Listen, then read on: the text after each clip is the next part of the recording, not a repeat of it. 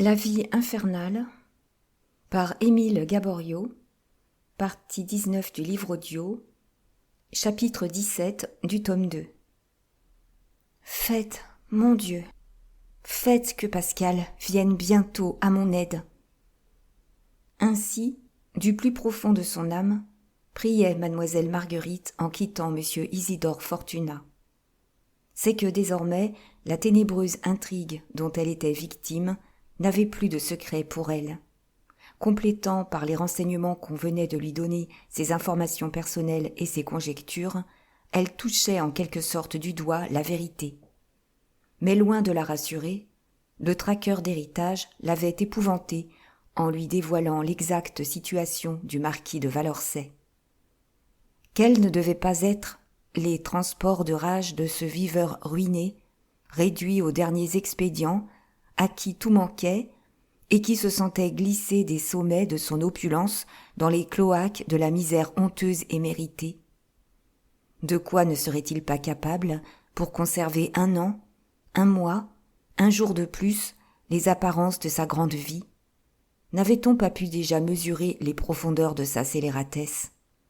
Reculerait-il devant un meurtre? Et la jeune fille se demandait, toute frissonnante, si Pascal était vivant encore. Et, comme en une vision funèbre, il lui semblait apercevoir son cadavre étendu sanglant au détour de quelques rues écartées. Quel danger ne la menaçait pas elle-même? Car si elle connaissait le passé, elle ne pouvait prévoir l'avenir. Que signifiait la lettre de M. Valençay et quel sort lui réservait-il pour chanter ainsi victoire d'avance? L'impression fut si terrible qu'elle hésita un moment à courir chez le vieux juge de paix, réclamer sa protection et lui demander un asile. Mais cet accès d'épouvante dura peu. Perdrait-elle donc son énergie? Sa volonté faiblirait-elle au moment décisif? Non, 1000 fois non, répéta-t-elle. Périr, soit, mais périr en luttant. Et en effet, à mesure qu'elle approchait de la rue Pigalle, elle s'efforçait de chasser ses appréhensions sinistres pour ne s'inquiéter plus que du prétexte qu'elle donnerait si on s'était aperçu de sa longue absence. Préoccupation superflue. De même qu'à son départ, elle trouva la maison livrée aux seuls domestiques, à ces étrangers fournis la veille, au hasard, par le bureau de placement. C'est que de graves intérêts retenaient dehors le général et madame de Fondège. Le mari avait ses chevaux à montrer, la femme à courir les magasins. Quant à madame Léon, elle devait être retenue dehors par cette fameuse famille qu'elle s'était si soudainement improvisée. Seule, libre de tout espionnage, ayant à se défendre du découragement, mademoiselle Marguerite s'était mise à écrire, quand un valet vint lui annoncer que sa couturière était là, demandant à lui parler. « Qu'elle entre !» répondit-elle avec une vivacité singulière. « Faites-la bien vite entrer. » Une femme d'une 40aine d'années, de l'extérieur le plus simple et le plus distingué, parut. En fournisseuse bien stylée, elle s'inclina respectueusement tant que le domestique fut là. Mais dès qu'il fut sorti, elle s'avança vers mademoiselle Marguerite et lui prenant les mains. « Chère demoiselle, dit-elle, je suis la belle-sœur de votre vieil ami le juge de paix. Ayant un avis pressant à vous faire parvenir, il cherchait, selon vos conventions, une personne de confiance pour ce rôle de couturière, quand je me suis offerte, pensant qu'il n'en trouverait pas de plus sûr que moi. » Une larme brilla dans les yeux de mademoiselle Marguerite. La moindre preuve d'intérêt est si douce au cœur des malheureux abandonnés. « Comment vous remercier jamais, madame ?» balbutia-t-elle d'une voix émue. « En ne me remerciant pas, et en lisant bien vite la lettre que voici. » Cette lettre était ainsi conçue.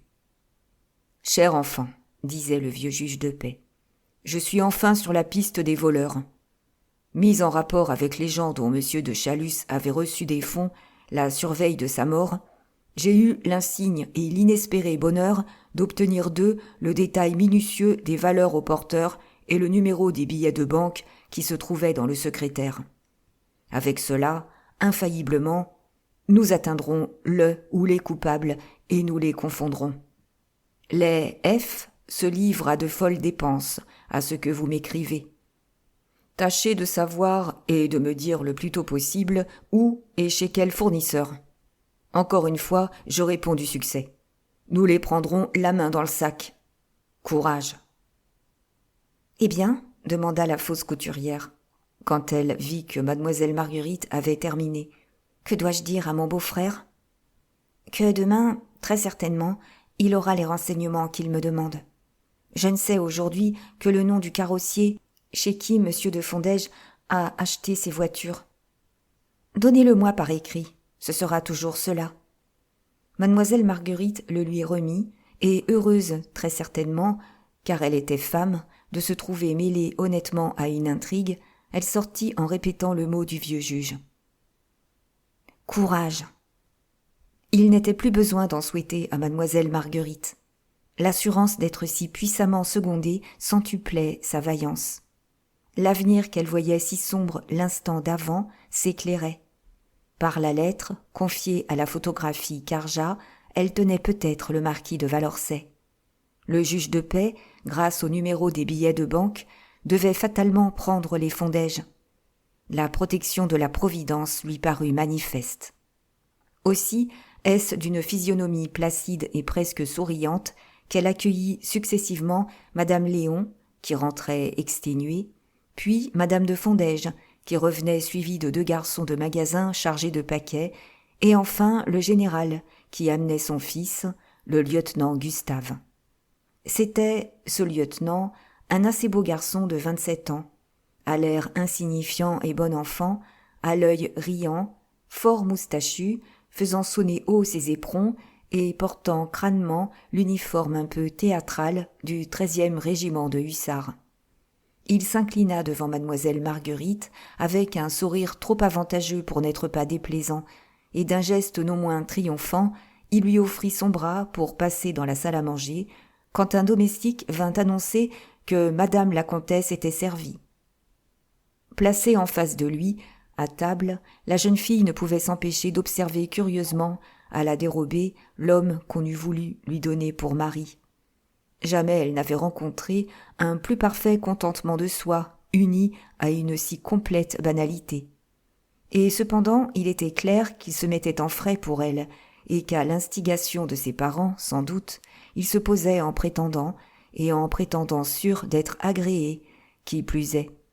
Il cherchait à briller, il s'étalait, il se développait, pour employer une de ses expressions. Il est vrai qu'à mesure que s'avançait le dîner, sa conversation peu à peu haussait le ton. Du gourmet qu'il semblait au potage, il s'était animé insensiblement, et 3 ou 4 aventures de garnison qu'il conta vers le dessert, malgré les coups d'œil furibonds de sa mère, ne devaient laisser ignorer à personne qu'il avait eu près des femmes les plus grands succès. C'était la bonne chère qui lui déliait ainsi la langue, il n'y avait pas à en douter. Et même, en dégustant un verre de Château Larose, que madame Léon prisait si fort, il lui échappa d'avouer à sa mère que si elle lui eût donné une pension pareille lors de son dernier congé, eh bien, sacré tonnerre, il eût demandé une prolongation. Le café, une fois servi cependant, la causerie, contre l'ordinaire, se refroidit, languit et tomba presque. Madame de Fondège, la première, sous prétexte de donner quelques ordres, disparut. Le général se leva ensuite et sortit, pour aller fumer, déclara-t-il, un cigare. Finalement, madame Léon, à son tour, s'esquiva sans rien dire. Ainsi, mademoiselle Marguerite restait seule avec le lieutenant Gustave. Que cette désertion eût été concertée, elle ne pouvait conserver la moindre incertitude à cet égard. Mais quelle idée monsieur et madame de Fondège avaient-ils donc de son esprit? Le procédé la révolta si fort qu'elle fut sur le point de se lever et de se retirer comme les autres. La raison la retint. Elle se dit que peut-être ce jeune homme lui fournirait quelques indications précises, et elle resta. Lui, fort rouge, semblait plus embarrassé qu'elle. Toute sa verve était tombée. Accoudé sur la table, il tenait de la main droite un petit verre à demi plein d'eau-de-vie qu'il fixait avec une obstination singulière, comme s'il eût espéré y trouver quelque sublime inspiration. Enfin, après un gros moment du plus gênant silence, « Mademoiselle, commença-t-il, aimeriez-vous à être la femme d'un officier ?» Il prononçait « officier ». « Je ne sais. »« Bah, vraiment. Mais au moins, j'espère, vous devinez pourquoi je vous fais cette question. »« Non. » Tout autre que l'agréable lieutenant, décontenancé par le ton sec de mademoiselle Marguerite, se fut arrêté court. Lui ne le remarqua pas. L'effort qu'il faisait pour se déclarer et la volonté d'être éloquent et persuasif absorbaient toutes ses facultés. « Alors, mademoiselle, reprit-il, permettez que je m'explique. Nous nous voyons ce soir pour la première fois, mais sans qu'il y paraisse, ce n'est pas d'aujourd'hui que je vous connais. Voici je ne sais combien de temps que mon père, que ma mère surtout, me chantait vos louanges. Mademoiselle Marguerite par-ci, mademoiselle Marguerite par-là. Il ne tarissait pas. Cœur, esprit, talent, beauté, vous réunissiez à les entendre tous les dons de la femme. Et il s'épuisait à me répéter « Ah, il ne sera pas à plaindre, celui qu'elle choisira. » Si bien que moi, flairant un mariage, je me défiais, et je vous avais quasi prise en grippe. Oui, d'honneur. J'arrivais avec les plus détestables préventions. Je vous ai vu, tout a été changé. Dès en entrant, j'ai senti au cœur un coup comme jamais de ma vie. Et je me suis dit « Lieutenant, mon ami, c'est fini, vous êtes pincé. » Pâle de colère, étonnée et humiliée, la jeune fille écoutait, la tête basse, cherchant, sans les trouver, des termes pour traduire les sensations qui l'agitaient. Lui, au contraire, comprenant bien qu'il produisait un effet, et ne discernant pas lequel, s'enhardissait, et donnant à sa voix les inflexions qu'il jugeait les plus tendres et les plus passionnées, il poursuivait. « Qui donc, à ma place, n'eût de même subi le charme? Comment voir, sans être troublé jusqu'au fond de l'âme, ces yeux si beaux, ces merveilleux cheveux noirs, ces lèvres au sourire si doux, cette démarche enchanteresse, toutes ces grâces, toutes ces séductions? Comment entendre sans une énivrante émotion cette voix au timbre plus pur que le cristal? Ah, que ma mère était loin de la vérité! Mais on ne dépeint pas les perfections d'un ange. Pour qui a le bonheur ou le malheur de vous connaître, il ne saurait y avoir ici-bas d'autre femme que vous. » Insensiblement, il avait rapproché sa chaise. Il avança la main pour prendre celle de mademoiselle Marguerite et sans doute la porter à ses lèvres. Mais elle, au contact de cette main, comme à celui d'un fer rouge, se dressa brusquement, l'œil étincelant, et d'une voix frémissant d'indignation, « Monsieur !» s'écria-t-elle, « Monsieur !»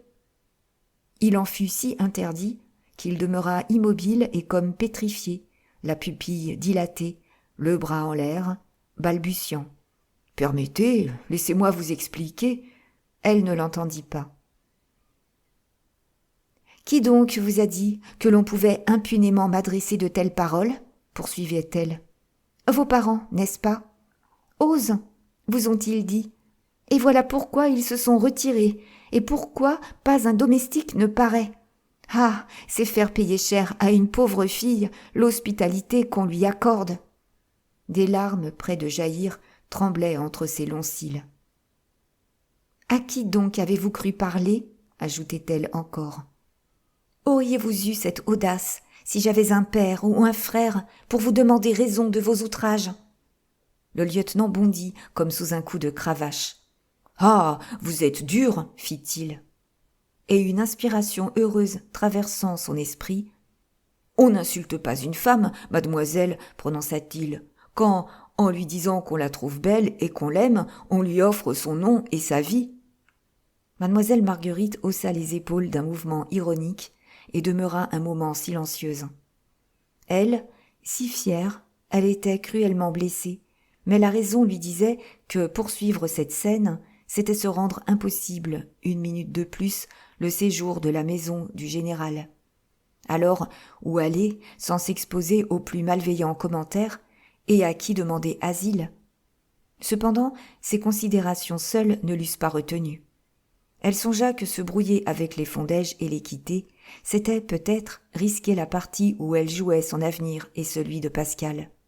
« Je dévorerai donc encore cette humiliation, » se dit-elle.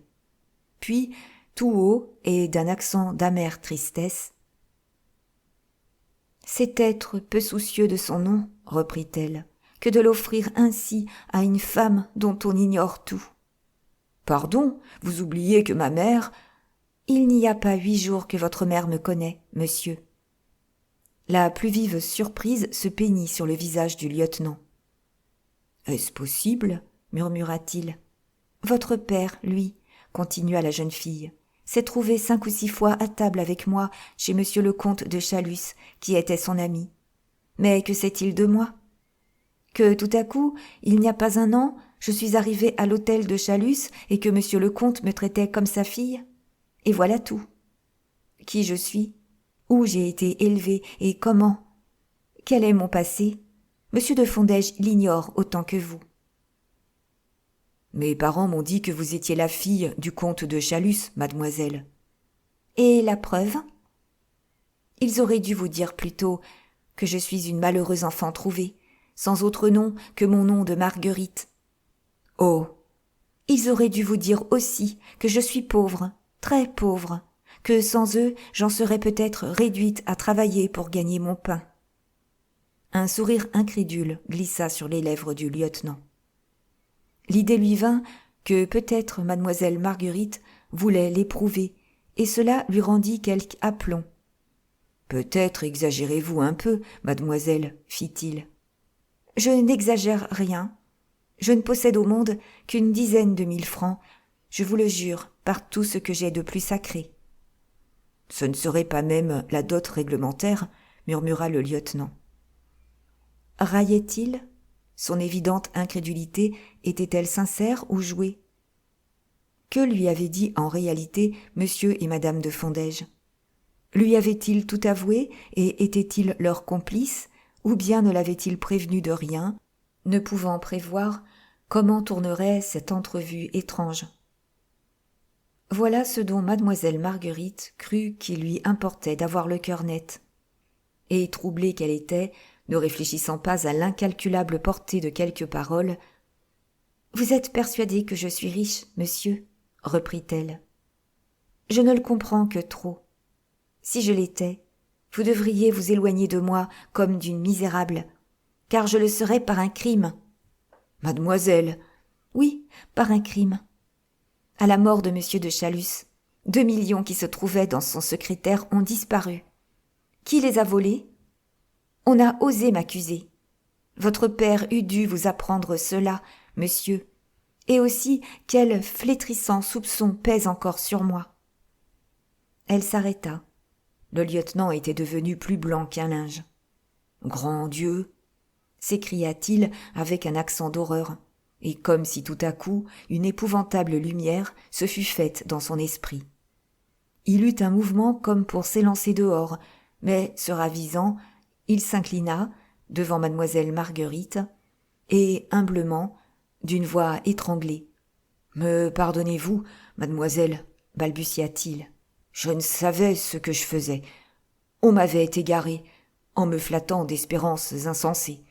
Je vous en conjure, dites-moi que vous me pardonnez. »« Je vous pardonne, monsieur. » Cependant, il ne s'éloigna pas encore.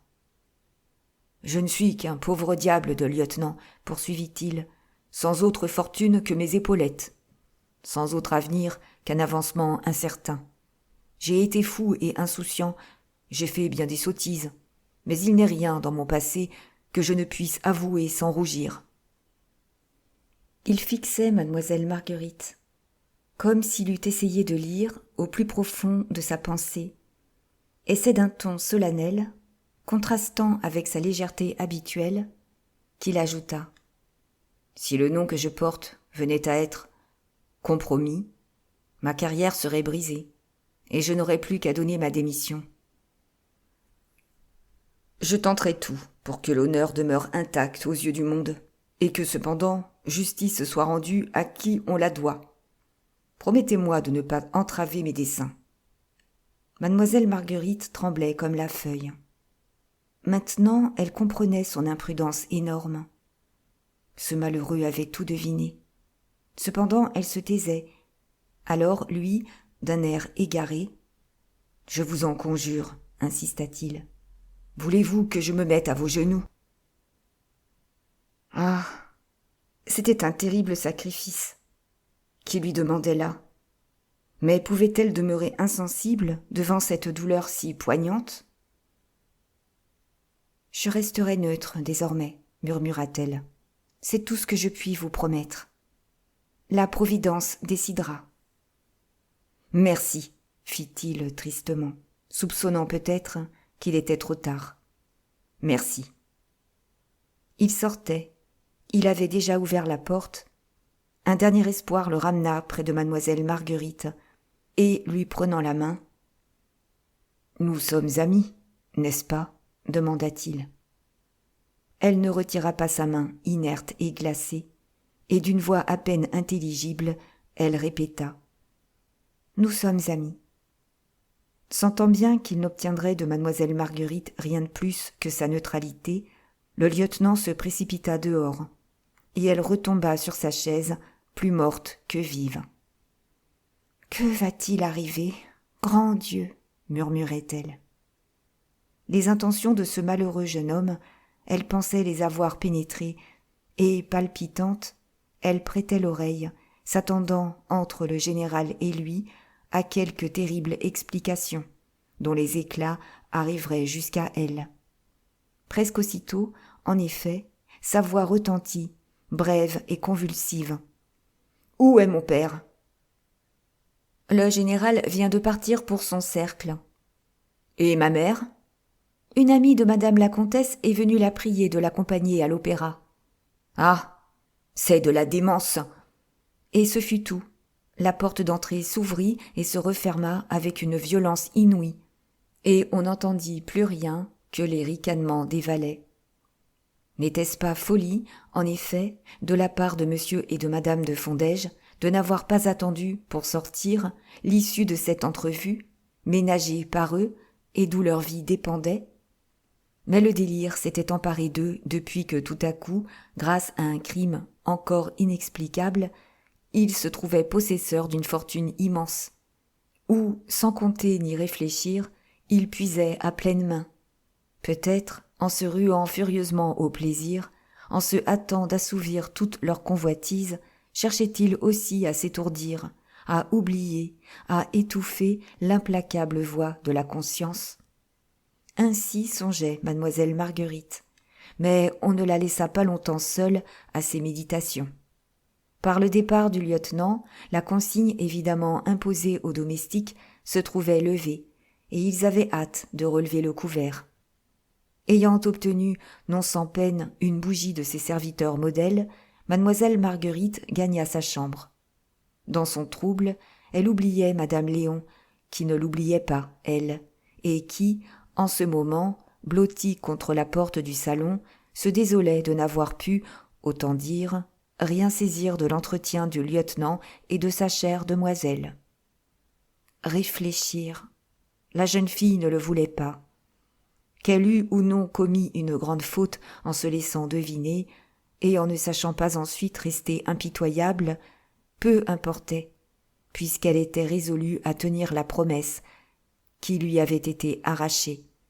Et cependant, au-dedans d'elle-même, un pressentiment mystérieux lui affirmait que le châtiment du général et de sa femme n'en serait pas moins terrible et qu'ils trouveraient leur fils plus inexorable que le plus sévère tribunal. L'essentiel était de prévenir le vieux juge de paix. Rapidement, elle résuma en 2 pages la scène de la soirée, sûre de trouver le lendemain une occasion de jeter sa lettre à la poste. Ce devoir accompli, et bien qu'il fût de bonne heure encore, mademoiselle Marguerite se coucha et prit un livre, espérant ainsi échapper à la douloureuse obsession de ses pensées. Espérance vaine. Ses yeux lisaient les mots, suivaient les lignes, parcourait les pages, mais son esprit échappant à sa volonté s'élançait à la suite de ce jeune garçon à physionomie si rusée qui lui avait juré qu'il retrouverait Pascal. Un peu après minuit seulement, Madame de Fondège rentra du théâtre et immédiatement se mit à réprimander aigrement sa femme de chambre, qui n'avait pas eu la précaution de lui allumer du feu. Le général ne rentra que bien plus tard, en fredonnant gaiement. « Ils n'ont pas vu leur fils », se dit mademoiselle Marguerite. Cette préoccupation, jointe à toutes les autres, la tourmentait si cruellement qu'elle ne s'endormit qu'au jour. Ce ne fut pas pour longtemps. Il n'était guère que 7h30 lorsqu'elle fut éveillée par un remue-ménage incompréhensible et par un grand bruit de marteau. Elle se demandait la raison de tout ce tapage quand madame de Fondège, déjà parée d'une robe mirifique à 3 étages et à pouffe énorme, entra dans sa chambre. « Je viens vous enlever, chère fille, déclara-t-elle. Le propriétaire se décide enfin à nous accorder des réparations et ses ouvriers viennent d'envahir notre appartement. Le général a déjà décampé. Imitons-le. Faites-vous bien belle et sauvons-nous. » Sans mot dire, la jeune fille se hâta d'obéir, pendant que madame de Fondège lui détaillait toutes les courses qu'elle ferait et aussi le plaisir qu'elle prendrait à essayer le merveilleux coupé acheté l'avant-veille par le général. Du lieutenant Gustave, pas un mot. Habituée au somptueux équipage de l'hôtel de Chalus, mademoiselle Marguerite trouva le coupé médiocre. Il était surtout très voyant et choisi exprès, eût-on dit, pour attirer les regards. Madame de Fondège ne se fit pas faute de le montrer ce matin-là. Visiblement, elle était en proie à une exaltation nerveuse qui devait lui enlever le libre exercice de ses facultés. Elle s'agitait, se remuait, elle semblait ne pouvoir tenir en place. En moins de rien, elle visita 10 magasins, demandant à tout voir, trouvant tout affreux, payant sans compter. On eût dit qu'elle voulait acheter Paris entier. Vers 10h, elle traîna mademoiselle Marguerite chez Van Clopen. Reçue en habituée, grâce à ses commandes importantes depuis 2 jours, elle put enfin pénétrer dans le salon mystérieux où l'illustre couturier sert à ses clientes de prédilection l'absinthe ou le madère. En sortant de cette respectable maison et avant de remonter en voiture, « Où aller maintenant ?» demanda madame de Fondège à mademoiselle Marguerite. « J'ai donné la volée à mes gens à cause des ouvriers. Il n'y a donc pas de déjeuner à la maison. Pourquoi n'irions-nous pas toutes les 2 seules au restaurant ? Les femmes du plus grand monde le font. Vous verrez comme on nous regardera.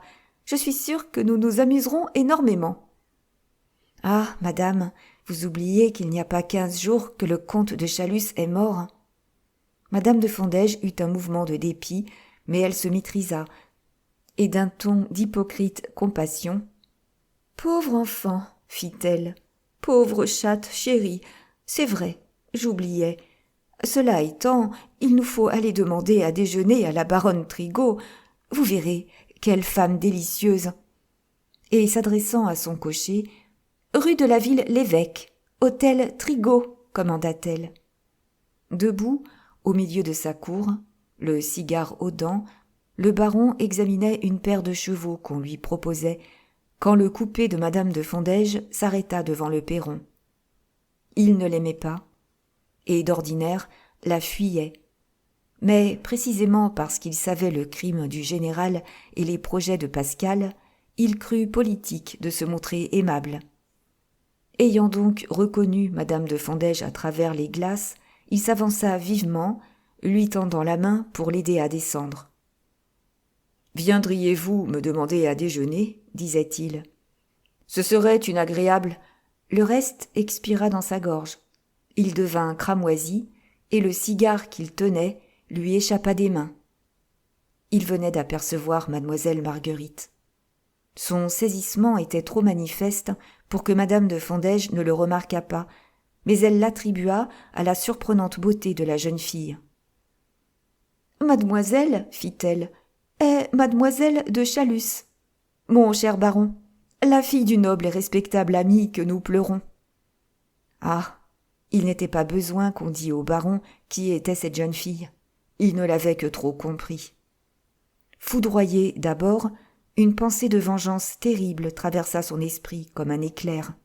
Il pensa que c'était la providence même qui lui offrait le moyen d'en finir avec une situation intolérable qu'il n'avait pas le courage de dénouer. Reprenant donc son sang-froid, grâce à un puissant effort, il précéda madame de Fondège à travers les magnifiques appartements de son hôtel, et d'un ton léger. « Ma femme est dans son petit salon, au bout de la galerie, dit-il.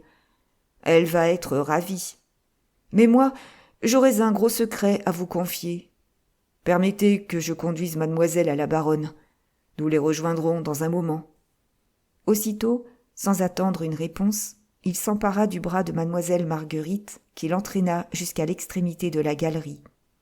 Là, il ouvrit une porte, et d'une voix railleuse, « Madame Trigault, cria-t-il, je vous présente la fille du comte de Chalus. » Puis, poussant mademoiselle Marguerite stupéfaite, et se penchant à son oreille, « Voilà votre mère, jeune fille, » ajouta-t-il tout bas. Et, refermant la porte, il revint à madame de Fondège. Plus blanche que son peignoir de mousseline, la baronne Trigault s'était dressée tout d'une pièce. C'était bien toujours la même femme qui, pauvre, et pendant que son mari bravait la mort pour lui conquérir une fortune, avait été éblouie par le luxe du comte de Chalus, et qui, plus tard, riche à faire envie aux plus riches, était descendue, les mains pleines d'or, jusqu'à la boue, jusqu'à un Coralt. Belle, la baronne l'avait été à miracle, et maintenant encore, quand elle traversait les Champs-Élysées au grand trot de ses chevaux, vêtue d'un de ces costumes excentriques qu'elle seule osait porter, bien des murmures d'admiration montaient jusqu'à elle.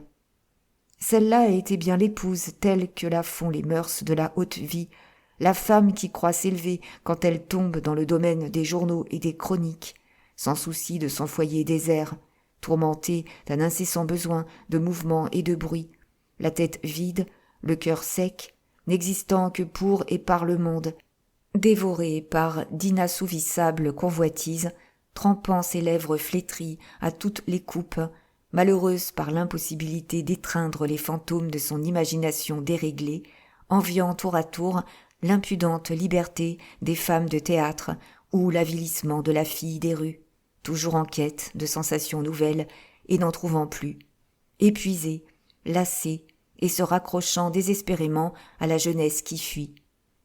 Inaccessible à toute émotion qui n'était pas vanité, la baronne n'avait jamais eu une larme pour les atroces souffrances de son mari. Elle était sûre de son empire absolu sur lui. Qu'importait le reste? Même son orgueil se délectait de cette certitude qu'elle pouvait, au gré de son caprice, bouleverser ce malheureux fou, qu'il aimait en dépit de tout, lui arracher des rugissements de douleur et de rage, et l'instant d'après, d'un mot, d'un sourire, d'une caresse, le plonger dans le ravissement d'une extase idiote. Car c'était ainsi. Et bien souvent, elle s'était fait un jeu cruel de l'exercice de son pouvoir. Les jours passés, encore après la scène affreuse surprise par Pascal, elle était revenue au baron, et elle avait obtenu, de la lâcheté de sa passion, les 30 000 francs dont M. de Coralt avait besoin pour imposer silence à sa femme. Et cependant, à cette heure, la baronne tremblait. C'est que la pénétration ne lui manquait pas. Elle comprenait bien tout ce qu'avait d'alarmant la présence de mademoiselle Marguerite. Pour que son mari lui amenât cette jeune fille, sa fille, il fallait qu'il sût tout et qu'il eût pris quelque résolution terrible. Avait-elle donc épuisé une patience qu'elle croyait inépuisable? Elle n'ignorait pas que le baron avait placé son immense fortune de façon à pouvoir se dire et paraître ruiné. Si le courage lui était venu de rompre et de demander une séparation, qu'obtiendrait-elle des tribunaux? Une misérable pension alimentaire, presque rien. Et alors, comment vivre et de quoi? Elle entrevoyait, pour ces dernières années, l'indigence qui avait désolé sa jeunesse. la gêne, la misère hideuse et honteuse.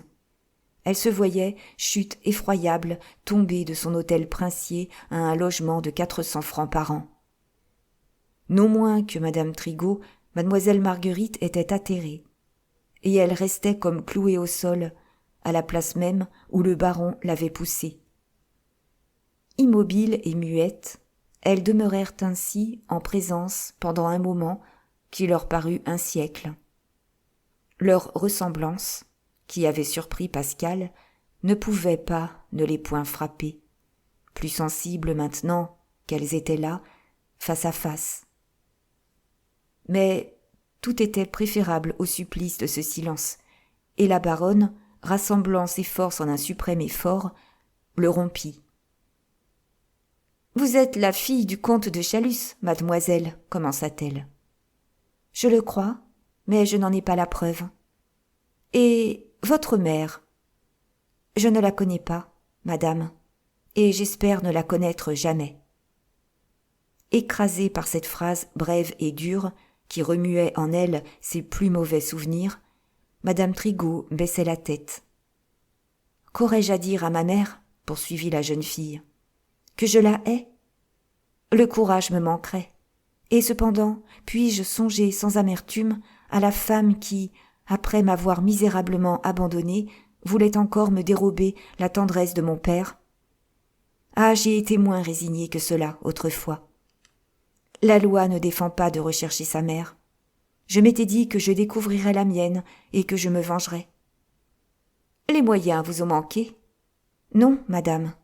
À la mort du comte de Chalus, on a trouvé dans un des tiroirs du secrétaire des fleurs desséchées, un gant, un paquet de lettres. Violemment, la baronne se rejeta en arrière, comme si elle eût vu un abîme s'ouvrir sous ses pieds. « Mes lettres !» s'écria-t-elle. « Ah, misérable que je suis ! Il les avait gardées ! C'est fini, je suis perdue, car on les a lues, n'est-ce pas ? On n'a même pas dénoué le ruban qui les attachait. Est-ce possible ? Ne me trompez-vous pas ? Où sont-elles alors ? Où sont-elles ? Sous les scellés. Madame Trigault chancela. Alors, ce n'est qu'un sursis, balbutia-t-elle, et je n'en suis pas moins condamnée. On les lira, ces lettres maudites, lors de l'inventaire, nécessairement, fatalement, et on verra. L'idée de ce qu'on verrait lui rendit l'énergie du désespoir, et saisissant les poignets de mademoiselle Marguerite. « Écoute, lui dit-elle, en s'approchant si près que son souffle, comme une flamme, brûlait le visage de la jeune fille. « Il ne faut pas que personne voie ces lettres. C'est impossible, je ne le veux pas. Ce qu'elles contiennent, je vais te le dire. J'exécrais mon mari. J'aimais le comte de Chalus d'une passion folle, et il m'avait juré qu'il m'épouserait si je devenais veuve. Comprends-tu maintenant le nom du poison qui me l'avait fourni ? Comment je me proposais de l'administrer et quels seraient ses effets ? Tout cela est écrit en toutes lettres de mon écriture et signé, oui, signé de mon nom. Femme Trigault. Le crime a échoué, mais il n'en est pas moins réel, positif, patent, et ces lettres sont une preuve. Mais on ne les lira pas, non. Quand il me faudrait, pour les anéantir, mettre le feu, de ma main, à l'hôtel de Chalus. Désormais s'expliquaient les terreurs du comte, et l'effroi que lui inspirait cette femme. Complice, il avait sans doute écrit, lui aussi, et de même qu'il avait gardé les lettres de la baronne, elle devait avoir conservé les siennes. Ils se tenaient. Le crime indissolublement les enchaînait l'un à l'autre. Glacée d'horreur, mademoiselle Marguerite s'était dégagée de l'étreinte de madame Trigault. « Je vous jure, madame, fit-elle, que tout ce qui est humainement possible, je le tenterai pour sauver votre correspondance. »« Et avez-vous quelque espoir d'y parvenir ?»« Oui, » répondit la jeune fille, qui pensait à son vieil ami, le juge de paix. Émue d'une émotion qu'elle ne connaissait pas, bouleversée, hors d'elle-même, la baronne eut une exclamation de joie. « Ah ! Tu es bonne, toi, s'écria-t-elle. Tu es généreuse et noble, toi qui te venges en me rendant la vie, l'honneur, tout. Car tu es ma fille, n'est-ce pas? Tu le savais. On t'avait dit, en t'amenant ici, que c'est moi qui, exécrable et dénaturée, t'ai lâchement abandonnée. Elle s'avançait, les yeux pleins de larmes, les bras ouverts, mais mademoiselle Marguerite la repoussa froidement. « Épargnez-vous, madame, épargnez-moi les souffrances d'une inutile explication. »« Marguerite, Seigneur Dieu, tu me repousses. Après ce que tu me promets de faire pour moi, tu ne me pardonnerais pas? Je tâcherai d'oublier, madame. » Elle fit un pas vers la porte, mais la baronne se jeta à ses genoux, et d'une voix déchirante, « Grâce !» s'écria-t-elle. « Marguerite, je suis ta mère. On n'a pas le droit de repousser sa mère. » Mais la jeune fille l'écarta. « Ma mère est morte, madame. Je ne vous connais pas. » Et elle sortit sans détourner la tête, sans voir la baronne s'affaisser, évanouie, sur le parquet. Chapitre 18. Dans la galerie, le baron Trigault retenait toujours madame de Fondège. Que lui disait-il pour justifier l'expédient grossier qu'il avait improvisé? Si grand était son trouble qu'il ne le savait guère, et peu importait, car elle ne l'écoutait pas. Sans être précisément fine, la bonne dame flairait quelque gros mystère, un bon scandale peut-être, et ses yeux ne quittaient pas la porte du petit salon. Dès qu'elle s'ouvrit, cette porte, et que mademoiselle Marguerite parut, « Ciel !» s'écria-t-elle. « Qu'arrive-t-il à ma pauvre enfant ?» C'est qu'elle s'avançait, la malheureuse, d'un pas raide, l'œil fixe, les bras étendus en avant. Il lui semblait que le parquet oscillait sous ses pieds, que les murs tremblaient, que les plafonds allaient s'effondrer. Madame de Fondège se jeta sur elle. « Qu'avez-vous, ma chérie ?» Hélas, la pauvre fille était anéantie, brisée. « Ce ne sera rien, » balbutia-t-elle. Et ses yeux se fermèrent, ses mains cherchant un point d'appui se crispèrent dans le vide, et elle fut tombée sans le baron qui la retint et la porta sur un canapé. « Au secours !» criait madame de Fondège. « À l'aide ! Elle se meurt ! Un médecin !» Il n'était pas besoin de médecin. Une des femmes de chambre de la baronne arriva avec de l'eau fraîche et des sels, et mademoiselle Marguerite se redressa, promenant autour d'elle un regard égaré, passant et repassant d'un mouvement machinal, sa main sur son front moite. « Vous sentez-vous mieux, chère mignonne ?» interrogea madame de Fondège. « Oui. »« Ah, vous m'avez fait une belle peur. Voyez comme je tremble. » Mais la frayeur de la digne générale n'était rien comparé à la curiosité qui la poignait. Même ce sentiment fut si fort que, n'y tenant plus, « Enfin, que s'est-il passé ?» demanda-t-elle. « Rien, madame, rien. »« Cependant, je suis sujette à ces indispositions. J'avais eu froid, la chaleur du salon m'a saisie. » À l'accent de la jeune fille, encore qu'elle s'exprimât péniblement, le baron comprit qu'elle ne parlerait pas, et sa reconnaissance fut grande. « Ne fatiguez donc pas cette pauvre enfant, » dit-il à madame de Fondège. « Vous feriez mieux de la reconduire chez vous et de la coucher. »« J'y pensais, mais j'ai renvoyé mon coupé, en disant à mon cocher de venir me prendre à 1 heure chez Van Clopen. »« N'est-ce que cela ? On va vous atteler une voiture, chère madame. » Il fit un signe. Un domestique s'élança dehors. Furieuse, madame de Fondège se tut. « Le voici qu'il me met à la porte, maintenant, » pensait-elle. « C'est un peu fort. Et la baronne qui ne paraît pas. Elle a dû m'entendre crier, cependant. Qu'est-ce que cela signifie ? Bast, il faudra bien que Marguerite me l'apprenne, quand nous serons seuls. » Erreur. C'est en vain que durant le trajet de la rue de la Ville-l'Évêque à la rue Pigalle, elle martyrisa la jeune fille de ses questions. Elle n'en obtint que cette réponse invariable et obstinée. « Il n'y a rien eu. Que voulez-vous qu'il y ait eu ?» De sa vie, la générale n'avait été plus irritée. « Pécore !» pensait-elle. « Qui a jamais vu un entêtement pareil? Mademoiselle pose pour la discrétion. Une fille de rien. Je la battrai. » Elle ne la battit pas, mais lorsqu'elles arrivèrent, « Vous sentez-vous la force de remonter l'escalier seule ?» demanda-t-elle. « Oui, madame. »« Alors, je vous quitte. Vous savez que Kloppen m'attend à une heure précise et je n'ai pas déjeuné. Et surtout, rappelez-vous que mes gens sont à vos ordres.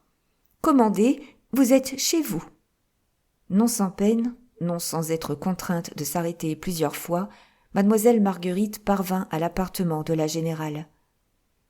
« Où est madame ?» lui demanda la femme de chambre qui lui ouvrit. « Elle fait des courses. »« Rentrera-t-elle dîner ?»« Je ne sais pas. »« C'est que voilà 3 fois que monsieur Gustave vient. Il dit que c'est dégoûtant de ne jamais trouver personne. Et il fait une vie. Et avec cela, les ouvriers nous mettent dans le gâchis jusqu'au cou. Baraque, va !» Déjà, mademoiselle Marguerite avait gagné sa chambre et s'était jetée sur son lit. Elle souffrait horriblement. L'âme vaillante tenait bon, mais le corps succombait. Ses artères battaient avec une violence inouïe. Elle sentait un froid glacial lui monter des pieds jusqu'au cœur. Sa tête brûlait comme si elle y eût eu un brasier. « Mon Dieu, pensait-elle, est-ce que je vais tomber malade au dernier moment ? Et quand j'ai le plus besoin de toutes mes forces ?» Elle essaya de dormir. Mais le pouvait-elle ? Comment se délivrer de l'odieuse obsession ? Sa mère. Penser qu'une telle femme était sa mère ? N'était-ce pas à mourir de douleur et de honte ? Mais il fallait la sauver, anéantir avec ses lettres la preuve de son crime. Le pouvoir du vieux juge de paix irait-il jusque-là ? Et cependant, elle se demandait si elle n'avait pas été trop cruelle, trop dure. Criminelle ou non, la baronne était sa mère. De quel droit s'était-elle montrée impitoyable quand tendre la main à cette misérable femme c'eût été peut-être l'arracher à son affreuse existence ? Ainsi elle songeait, oubliée dans sa petite chambre. Les heures passaient, et le jour commençait à baisser quand, dans la rue, sous ses fenêtres, un cri strident retentit. « Pee-wit !» Ce fut comme une commotion électrique. D'un bond, elle fut sur pied. Ce cri, c'était le signal dont elle était convenue avec ce jeune garçon qui, chez M. Fortunat, s'était si soudainement déclaré son auxiliaire. Pourtant, ne s'abusait-elle pas ? Non. Elle écouta. Le cri se fit entendre une seconde fois, plus aigu et plus prolongé. Il n'y avait pas à hésiter. Elle descendit. L'espoir versait comme un sang nouveau dans ses veines et réveillait en elle une toute puissante énergie. Arrivée au seuil de la porte de la rue, elle s'arrêta, regardant. Tout près, à droite, un jeune garçon en blouse semblait examiner attentivement un magasin. Il se rapprocha encore.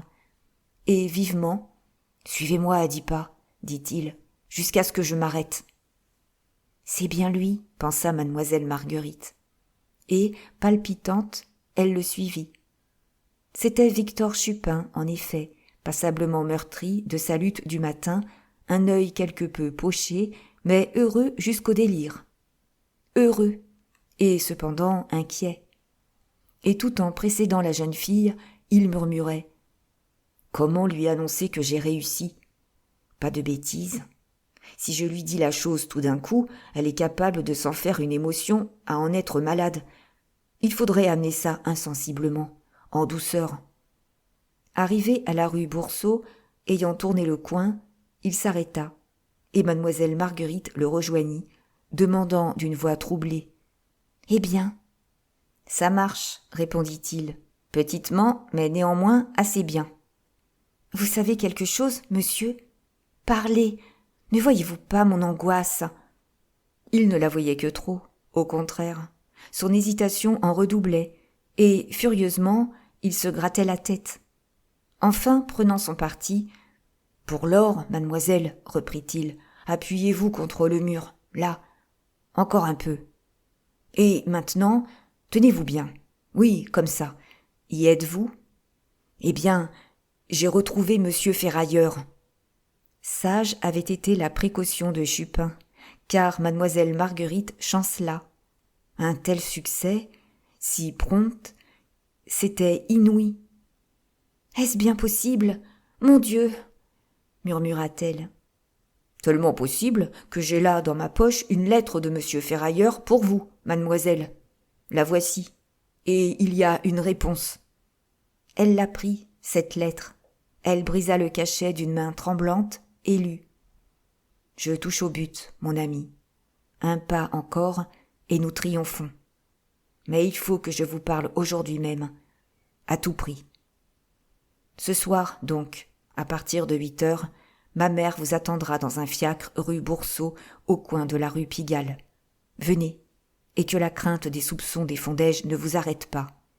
Ils sont désormais hors d'état de vous nuire. Pascal. « Et j'irai, » répondit Marguerite.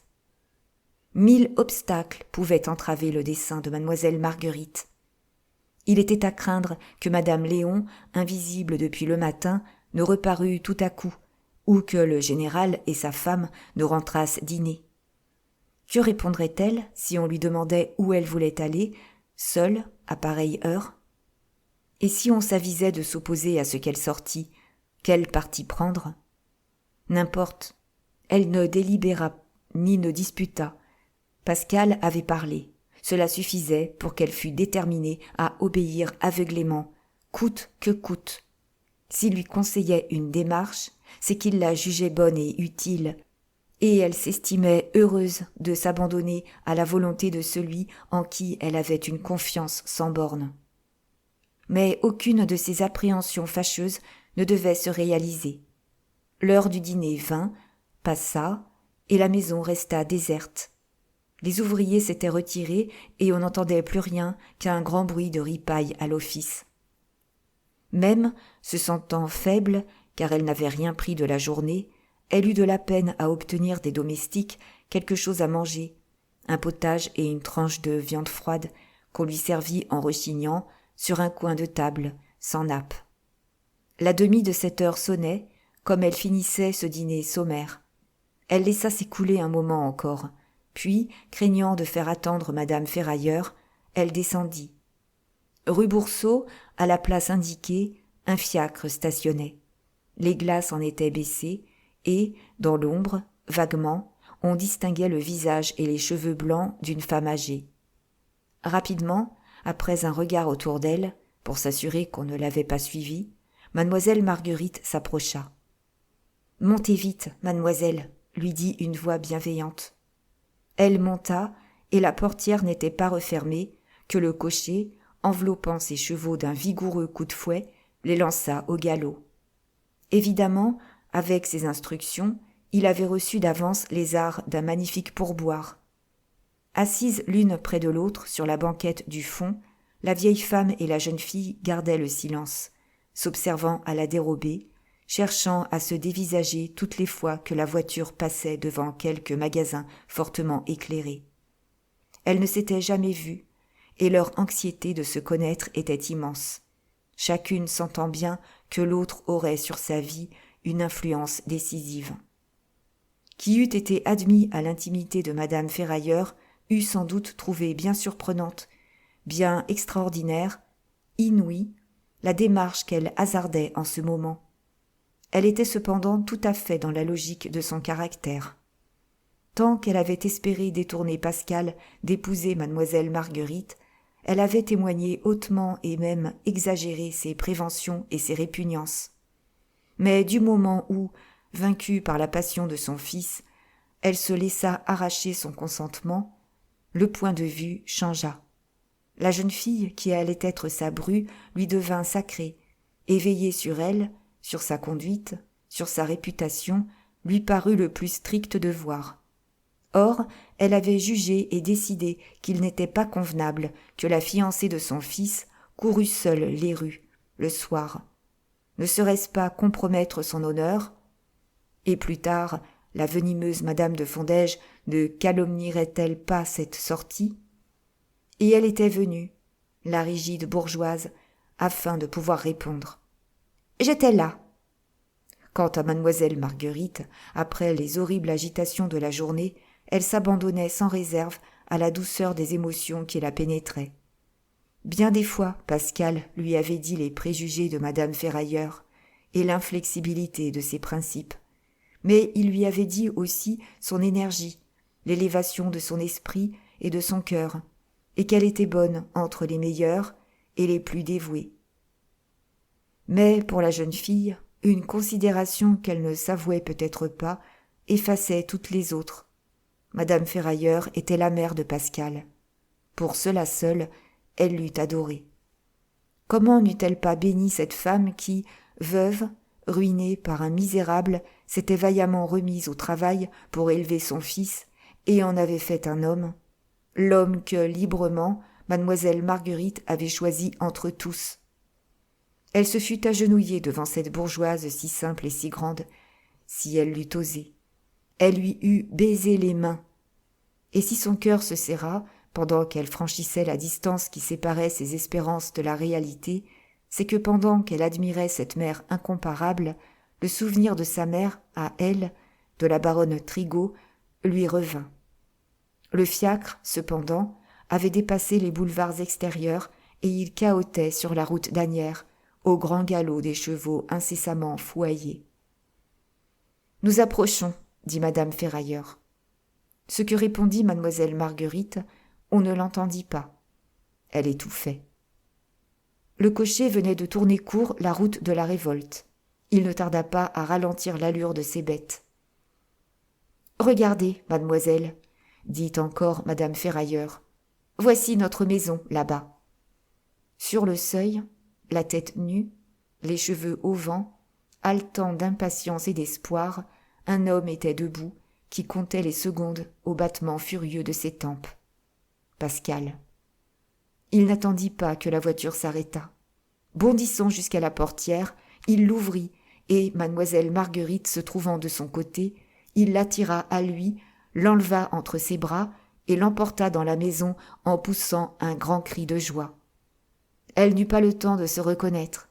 Il la déposa sur un méchant fauteuil et se laissant tomber à genoux devant elle, « Enfin, je vous revois, oh, ma Marguerite, bien-aimée !» s'écria-t-il. « Vous êtes à moi, rien ne nous séparera plus. » Il sanglotait. Fort contre l'adversité, ils succombaient sous l'excès de leur bonheur. Et ils demeuraient là, penchés l'un vers l'autre, si près que leur souffle se mêlait, les mains enlacées, les yeux dans leurs yeux, troublés jusqu'au plus profond d'eux-mêmes, le visage inondé de larmes, palpitant à croire que leur cœur se brisait. Debout, appuyée à l'huisserie de la porte, madame Ferrailleur pleurait. « Comment vous dire tout ce que j'ai souffert ?» poursuivait Pascal d'une voix saccadée. « Les journaux vous ont tout appris, n'est-ce pas ? Qu'on m'a accusé de tricher au jeu, qu'on m'a appelé voleur en face, qu'on a levé la main sur moi pour me fouiller, que mes amis les plus intimes m'ont renié, que j'ai été chassé du palais. Tout cela est horrible, n'est-ce pas ? Eh bien, non, ce n'est rien, comparé à la douleur atroce, insoutenable que j'ai ressentie en pensant que vous ajoutiez foi à l'abominable calomnie qui me déshonorait. » Mademoiselle Marguerite se dressa. « Vous avez pensé cela ?» s'écria-t-elle. « Vous avez cru que je doutais de vous, moi ? Comme vous, je suis accusée d'un vol ignoble. Me soupçonnez-vous donc ? » ?»« Dieu puissant, moi, vous soupçonner ? Alors pourquoi ? Je n'avais plus ma raison, Marguerite, mon unique amie. J'étais fou. Qui ne l'eût été à ma place ? C'était le lendemain du guet-apens infâme. J'avais fait demander madame Léon, et je l'avais chargée pour vous d'une lettre où je vous conjurais de m'accorder 5 minutes. Hélas, je ne l'ai pas reçue, cette lettre. Je le sais maintenant, mais alors, je suis allée vous attendre à la petite porte du jardin. Mais c'est madame Léon qui est venue. Elle m'apportait un billet au crayon, signé de votre nom, et qui était un éternel adieu. Et moi, insensé, je n'ai pas reconnu que ce billet était un faux. Mademoiselle Marguerite était confondue. Le voile se déchirait. la vérité lui apparaissait plus claire que le jour. Elle se rappelait la confusion de l'indigne femme de charge, quand le lendemain de la mort du comte de Chalus, elle l'avait surprise rentrant du jardin tout en désordre. « Eh bien, reprit-elle, savez-vous ce que je faisais, moi, Pascal, presque au même moment ? Épouvantée de ne pas recevoir de vos nouvelles, je courais rue d'Ulm, et là, j'apprenais que vous veniez de vendre votre mobilier et de partir pour l'Amérique. Une autre femme, peut-être, se serait crue abandonnée. Moi, non. J'étais sûre que vous n'aviez pas fui lâchement et que si vous vous cachiez, c'était pour frapper plus sûrement vos ennemis. Ne m'accablez pas, Marguerite. C'est vrai, de nous deux, j'ai été le plus faible. » Ils déliraient, ils divaguaient. Perdus dans le ravissement de l'heure présente, ils oubliaient le passé et l'avenir, les angoisses de la veille et les menaces du lendemain. Tout jusqu'à leurs ennemis encore debout. Mais madame Ferrailleur veillait. Elle étendit les bras vers la pendule et d'une voix vibrante. « Le temps marche, mon fils, prononça-t-elle. Regarde, chaque minute qui s'écoule compromet le succès. Qu'un soupçon amène ici la Ventrasson, tout peut être perdu. » « Elle ne nous surprendrait pas, chère mère.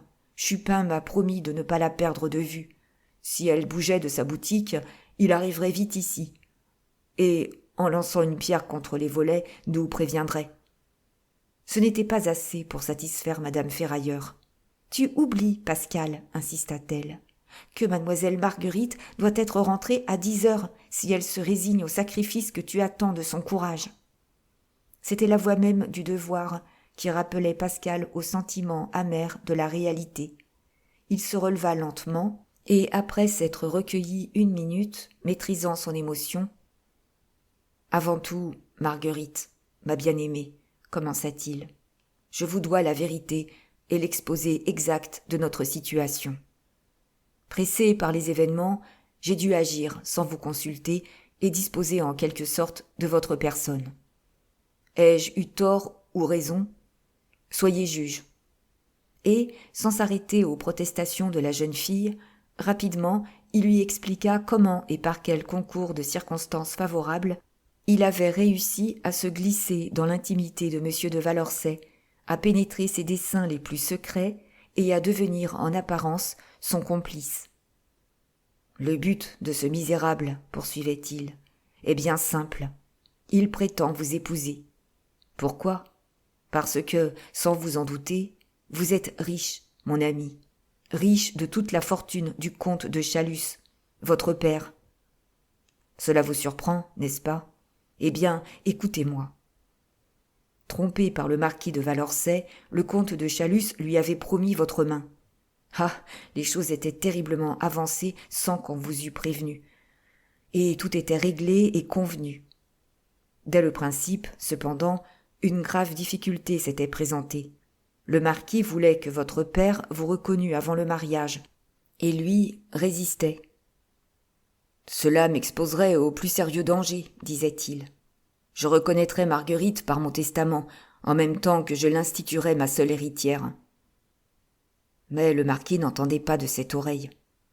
« Je ne doute pas de vos dispositions actuelles, mon cher comte, objectait-il. Seulement, rien ne m'assure, et vous n'êtes pas certain vous-même qu'elles ne changeront pas. Supposez une brouille, votre héritage nous échappe. » Cette difficulté les arrêtait depuis longtemps, l'un exigeant des garanties, l'autre s'obstinant à n'en point donner, quand enfin M. de Chalus s'avisa d'un expédient qui conciliait tout. Il remit à M. de Valençay un testament par lequel il vous reconnaissait et vous léguait toute sa fortune. Cet acte inattaquable, le marquis l'a conservé précieusement. Il s'est bien gardé d'en parler et le brûlerait plutôt que de vous le rendre. Mais du jour où vous seriez sa femme, il le produirait et recueillerait ainsi les millions du comte de Chalus. « Ah, le vieux juge de paix avait deviné juste, » murmura mademoiselle Marguerite. Pascal ne l'entendit pas. Toutes ses facultés étaient absorbées par la nécessité d'être clair, d'être bref surtout, car il avait bien des choses à dire encore, et l'heure avançait. Pour ce qui est de la somme énorme qu'on vous accuse d'avoir détournée, continuait-il, je sais ce qu'elle est devenue. Elle est entre les mains de M. de Fondège.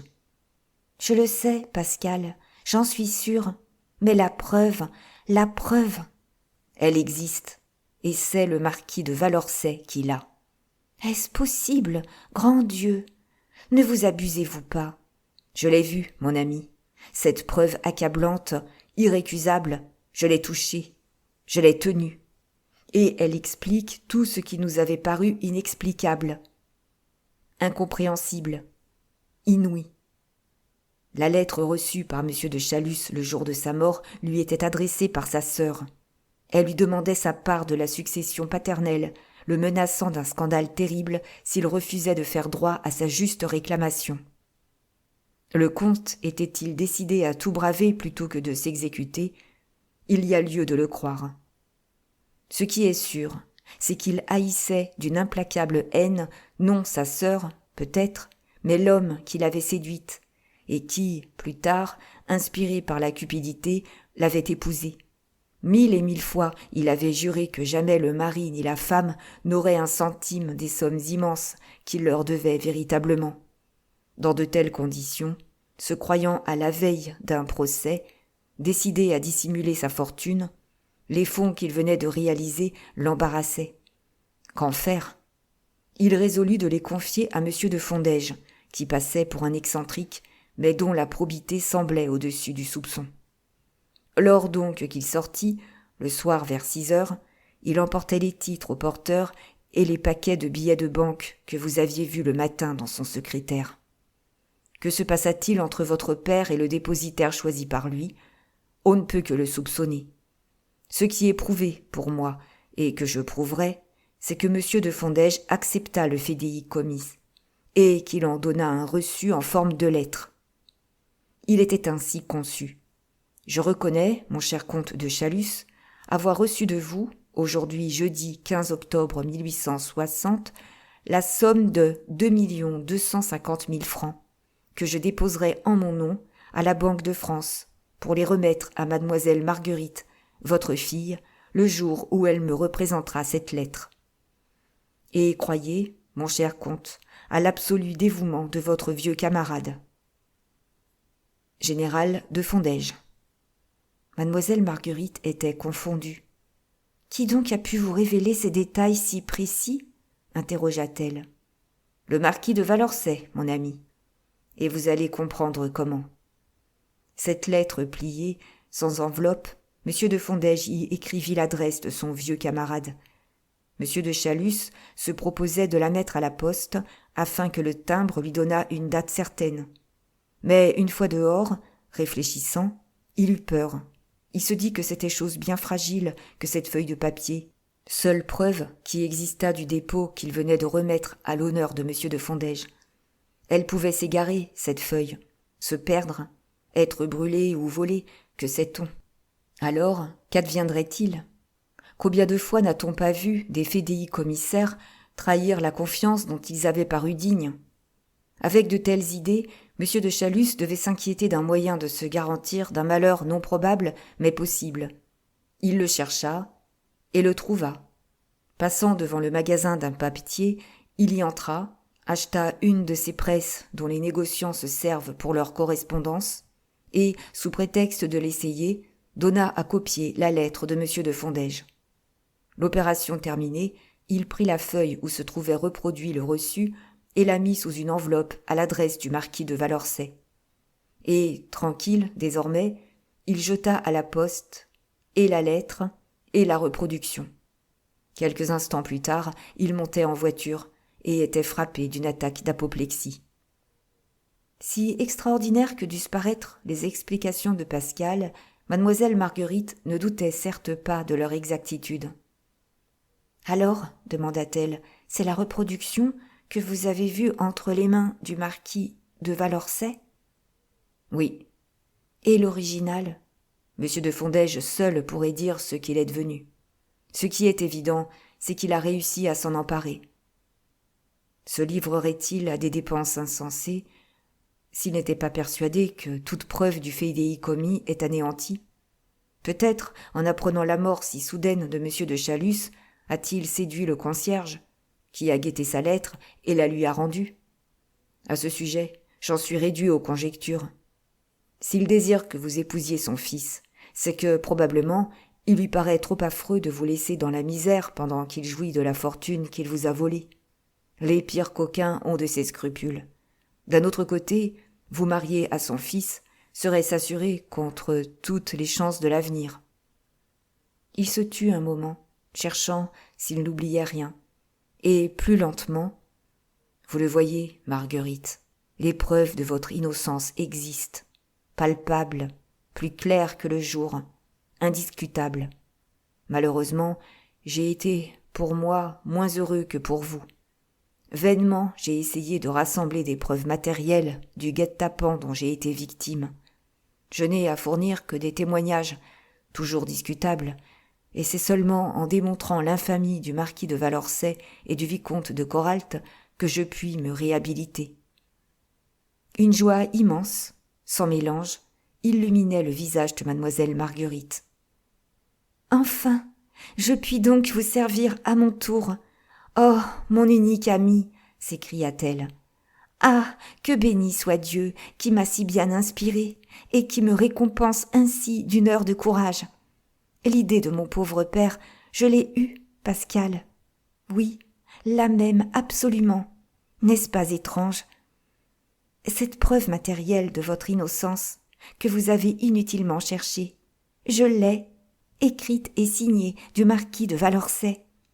De même que M. de Fondège, il croit anéanti la lettre qui l'accuse et l'accable. Il l'a brûlée, et cependant, elle existe. » Et tirant de son corsage une des épreuves qui lui avait été remise par la photographie Carjat, elle la tendit à Pascal en disant « Lisez !» D'un coup d'œil, Pascal embrassa cette épreuve, fac-similé merveilleux de la lettre adressée par le marquis de Valorcey à madame Léon. « Ah, c'est le coup de grâce du misérable !» s'écria-t-il. Et s'approchant de madame Ferrailleur, toujours immobile et roide contre la porte, « Regarde, mère !» ajouta-t-il, « regarde !»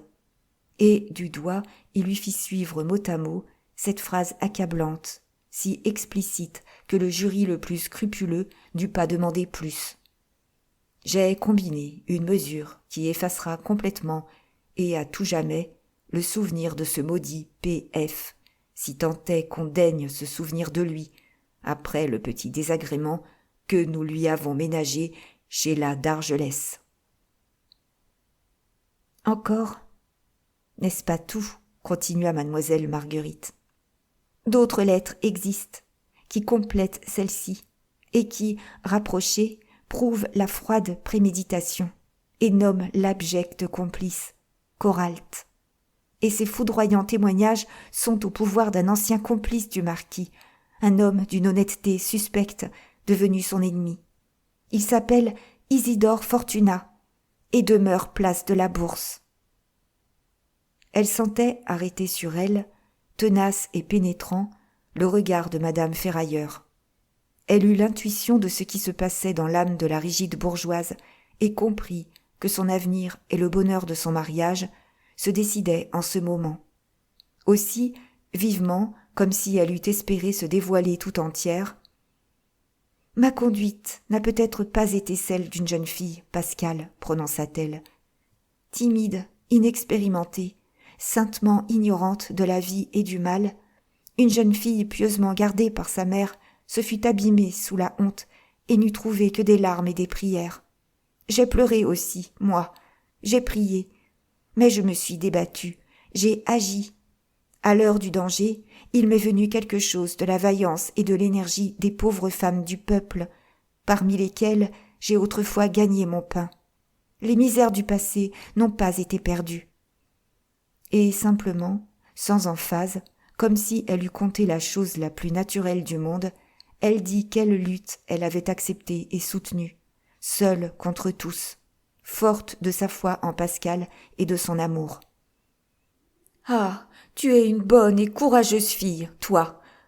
s'écria madame Ferrailleur. « Tu es digne de mon fils.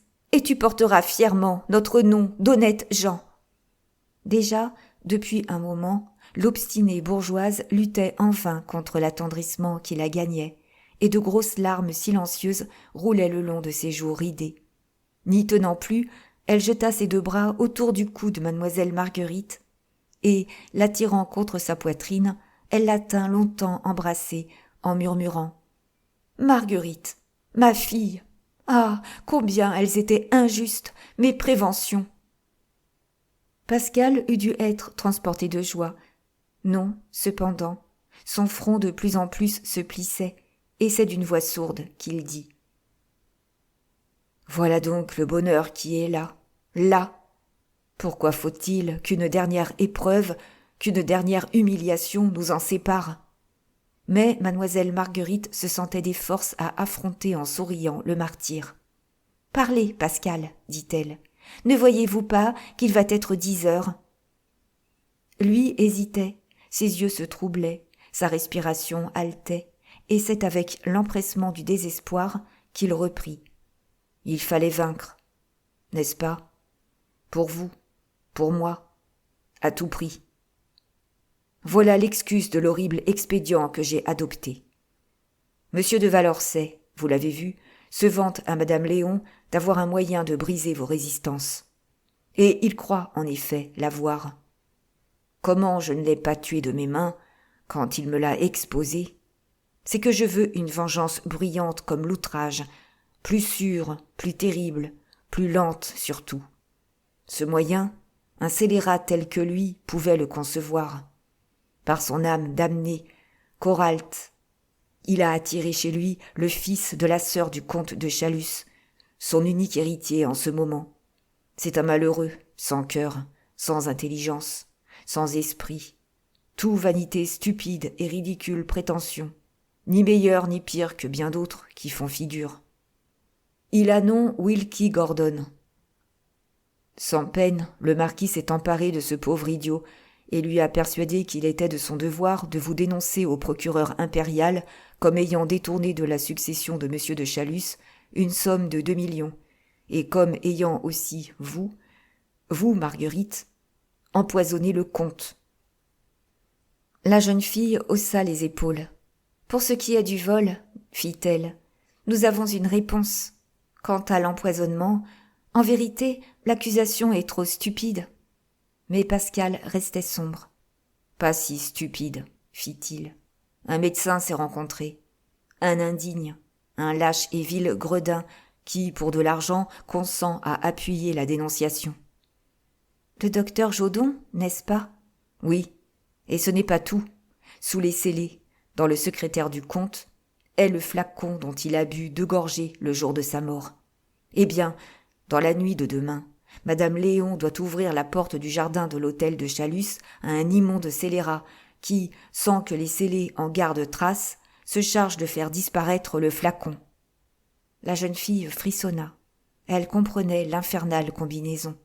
« Je pouvais être perdue, murmura-t-elle. Affirmativement, Pascal hocha la tête. « Monsieur de Valorcet voulait que vous vous vissiez perdu, prononça-t-il, avant de vous proposer de l'épouser s'il vous sauvait. Je dois dire que monsieur Wilkie ignore quels atroces projets il sert. Il n'y a dans le secret entier du marquis que monsieur de Coralt, et c'est moi qui, sous le nom de Moméjean, suis leur conseiller. C'est donc à moi que, sur l'avis de monsieur de Valorcet, monsieur Wilkie est venu demander un projet de dénonciation. Je le lui ai rédigé, Marguerite, tel que le souhaitait notre ennemi, terrible, accablant en apparence, groupant avec un art perfide les rapports des valets et les soupçons du médecin, établissant la connexité du meurtre et du vol, demandant une enquête. Et ce projet de dénonciation, M. Wilkie l'a recopié de sa main, signé, mis sous enveloppe, et il a dû le porter lui-même au parquet. Mademoiselle Marguerite s'affaissa sur un fauteuil.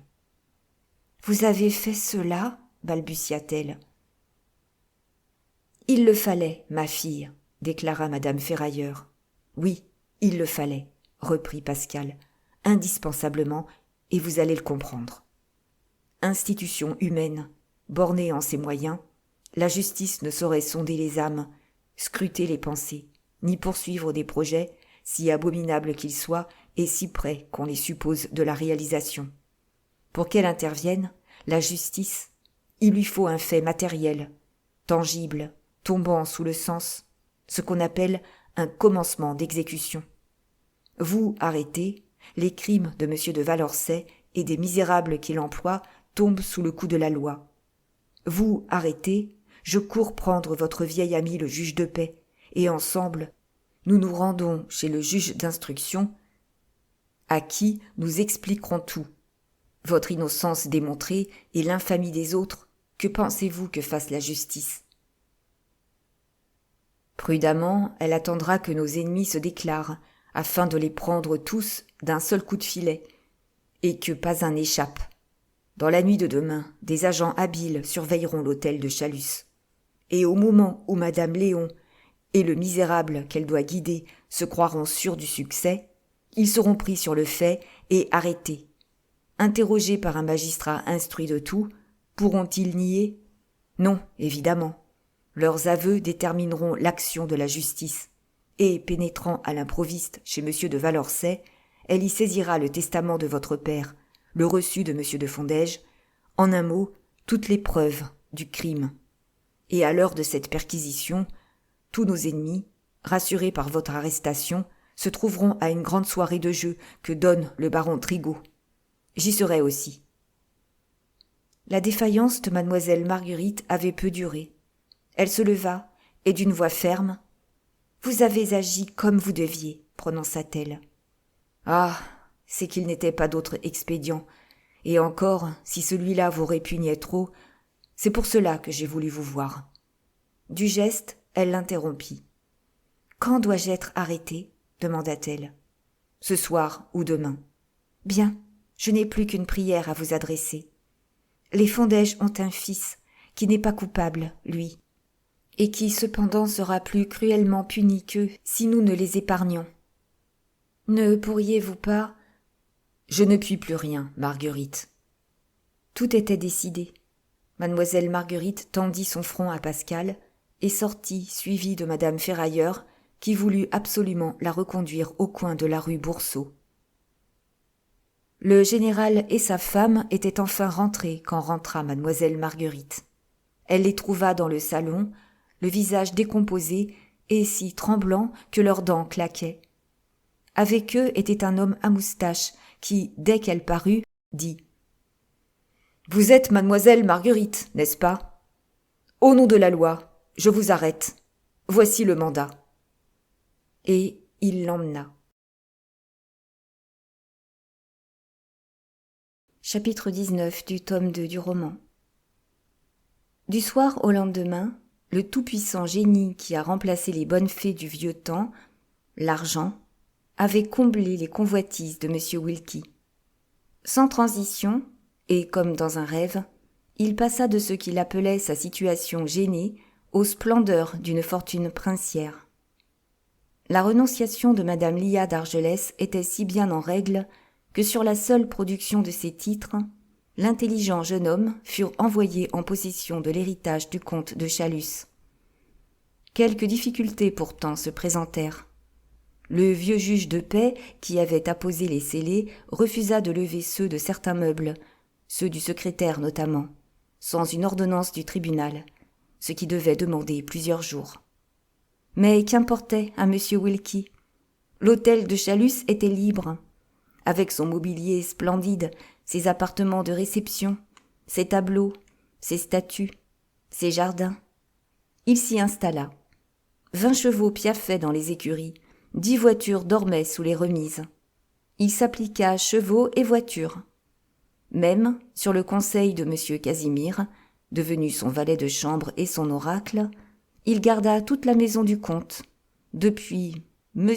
et Mme Bourigeaud, les concierges, jusqu'au dernier marmiton. Le tout provisoirement, bien entendu.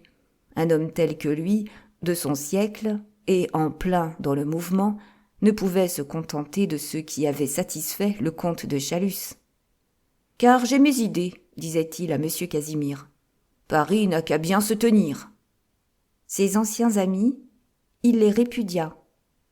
Un costard, un serpillon, si vicomte qu'ils se prétendissent, étaient de trop petits cires pour un Gordon Chalus, ainsi qu'il était dit sur ses cartes de visite. Seulement, il leur racheta leur part de pompier de Nanterre, sûr qu'il était, dit-il à M. Casimir, de l'avenir de ce remarquable steeple-chaser. De sa mère, il ne s'inquiéta aucunement. Il sut, comme tout Paris, que la d'Argelès avait disparu, rien de plus. Mais l'idée de son père, le terrible chevalier d'industrie, demeura suspendue comme un crêpe funèbre au-dessus de sa joie. Quand, du fond de son appartement, il entendait tinter la grosse cloche d'entrée de l'hôtel, il tressaillait, devenait tout pâle et murmurait « C'est peut-être lui ». Pour cette dernière raison, surtout, il s'accrochait obstinément au marquis de Valorcet.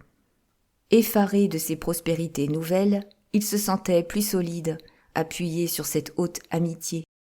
Par tempérament, d'ailleurs, il était invinciblement attiré par les gens à bruyante renommée, et il lui semblait grandir de plusieurs coudées quand, dans un endroit public, dans la rue ou au restaurant, il criait à pleine voix « Dites donc, Valorcet, mon excellent bon !» ou « Par ma foi, mon très cher marquis !» L'autre, complaisamment, se prêtait à ces effusions, encore qu'il fût terriblement agacé de la platitude et des ridicules du personnage. Il se faisait une fête de l'envoyer aux 500 diables plus tard, mais en ce moment, il sentait trop l'utilité de M. Wilkie pour souffrir seulement qu'il s'écartât de lui. Sans se faire tirer l'oreille, il l'avait présenté à son cercle et conduit chez ses amis. Il se montrait avec lui partout, au bois, au restaurant, au théâtre. D'aucuns demandaient parfois « Qui donc est ce drôle de petit bonhomme ?» Mais quand le marquis avait répondu, négligemment « C'est un pauvre diable qui vient de recueillir une succession de 20 millions. » Peste, on devenait sérieux, et c'était à qui aurait le plaisir, l'avantage, l'honneur, de serrer la main d'un garçon de tant de revenus. C'est ainsi que M. de Valorcet avait offert à M. Wilkie de Gordon Chalus de le présenter à la fête annoncée chez le baron Trigault. Ce ne devait être qu'une soirée d'hommes, une séance monstre de jeu, mais on savait le baron magnifique, et pour irriter la curiosité, sans doute, il avait dit, et le Figaro avait répété, qu'il réservait une surprise à ses invités. Oh, mais une surprise! C'était le lendemain de l'arrestation de mademoiselle Marguerite que devait avoir lieu cette fête. Et le soir, entre 9 et 10 heures, M. de Valorcet et M. de Coralt, habillés et prêts l'un et l'autre, attendaient que M. Wilkie vînt les prendre, ainsi qu'il était convenu. Ils étaient fort gais l'un et l'autre, les appréhensions du vicomte s'étaient dissipées, le marquis oubliait les douleurs de sa jambe cassée à la marche. « Marguerite ne sortira de prison que pour m'épouser, » disait M. de Valorcet, triomphant. Ou encore, « Quel merveilleux instrument que ce Wilkie ! Sur un mot en l'air, il a donné congé à tous ses domestiques. L'hôtel de Chalus va être désert. Madame Léon et Ventrasson pourront opérer à loisir. » 10 heures sonnèrent. M. Wilkie parut. « Venez-vous, excellent bon ?» dit-il. « Mon 8 ressorts est en bas. » Ils partirent, et 5 minutes plus tard, on les annonçait chez le baron Trigault, lequel accueillit M. Wilkie comme s'il ne l'eût jamais vu ailleurs. Il y avait beaucoup de monde déjà, 300 ou 400 personnes, la fine fleur de la haute vie, du sport et de la table de jeu. Tous les anciens habitués de madame d'Argelès étaient là. M. de Fondège y retroussait ses moustaches, Camille Bay s'y étalait, reconnaissable à son ventre piriforme et à son éternelle fesse rouge. Puis, parmi tous ces hommes, d'une élégance étudiée, tous connus de M. de Valorcet, d'autres circulaient, plus graves et d'allures toutes différentes. Leurs gilets étaient moins ouverts, leur habit tombait moins correctement, mais leur physionomie ne respirait pas seulement l'idiote satisfaction de soi, et leurs yeux trahissaient autre chose que le néant de la pensée. Ah, ça, murmura le marquis à l'oreille de M. de Coralt. Qu'est-ce que c'est que ces gens-là? On jurerait des avocats et des magistrats. Il ne croyait pas si bien dire, et sans l'ombre d'une inquiétude, il passait de groupe en groupe, échangeant des poignées de main en présentant M. Wilkie. Une étrange nouvelle circulait tout bas. On racontait, comment l'avait-on su, qu'à la suite d'une querelle avec son mari, Madame Trigault avait quitté Paris la veille. On allait jusqu'à citer ces dernières paroles au baron. « Vous ne me reverrez jamais, avait-elle dit. Vous êtes bien vengé. Adieu. » Les bien informés, gens au courant de tous les scandales malpropres, déclaraient l'histoire fausse, soutenant que si la baronne se fût enfuie, comme on le disait, on n'eût point vu le beau vicomte de Coralt calme et souriant. L'histoire était vraie, cependant. Mais M. de Coralt se souciait bien de la baronne en vérité.